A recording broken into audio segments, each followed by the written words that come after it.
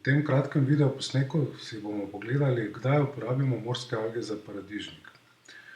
Prvič škropimo, ko ima rastlina prva prava dva lista. To so še v stanju sadik. Drugič škropimo 14 dni po prvem škropljenju in tretjič škropimo 14 dni po drugem škropljenju. Doziramo vedno 2 litra produkta iz serijavih morskih alg BCX 900 na 400 litrov vode na hektar.